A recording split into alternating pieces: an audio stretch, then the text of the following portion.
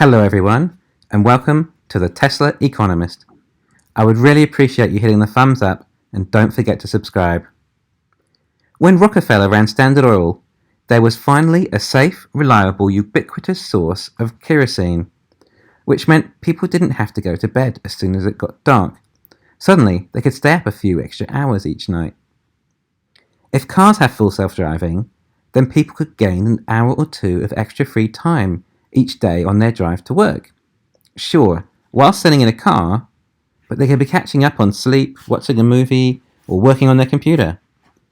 This could mean an entirely new architecture of vehicle, designed around application rather than driver and passenger. Who can say what type of vehicles we may see in the future? However, the main focus is that full self-driving gives you extra free time on your daily commute.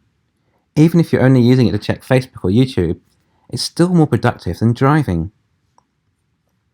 It also shows that it reduces anxiety and stress, as you're not having to deal with the traffic. This then leads to more productivity at work. Therefore, FSD is very beneficial to a nation economically and would improve GDP as a result.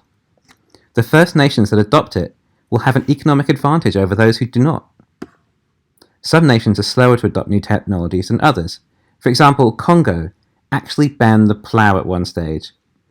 Obviously, those that are slower to adapt will fall behind. Governments worry about technologies replacing jobs. They're concerned if there are too many citizens without jobs, then they may revolt. However, it's the converse that ends up being true.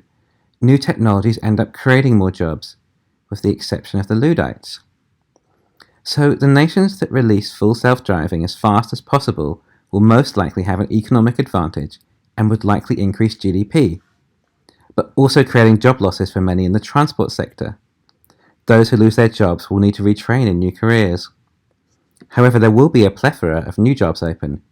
Suddenly things that were not feasible before will be now, due to lower transportation costs.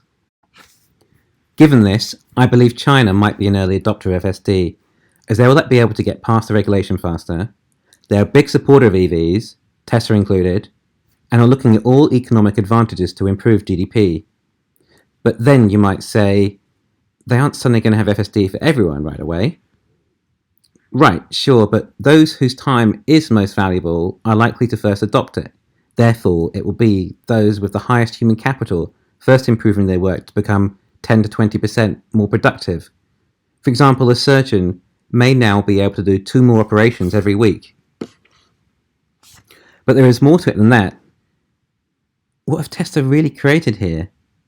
They have a consumer contained in a box for perhaps 1 to 2 hours every day with the Tesla screen in front of them. Do you get it?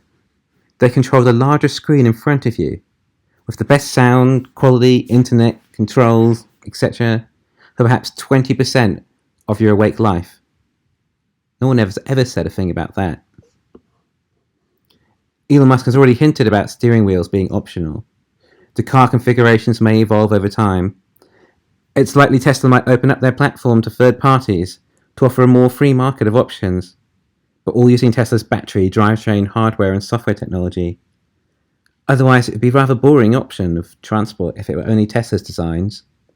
Imagine an EV with life-wrapped beds and a big movie screen. The future might be, rather than owning a convertible or an SUV, we say, I have a computer desk car, or a movie theatre car, bed car, video game car, or perhaps one car that's able to adjust to all those setups. It's a new way of thinking about transport, and I hope Tesla do eventually open it up. Okay everyone, well thanks for listening, and please hit the thumbs up, and don't forget to subscribe. I look forward to reading your comments.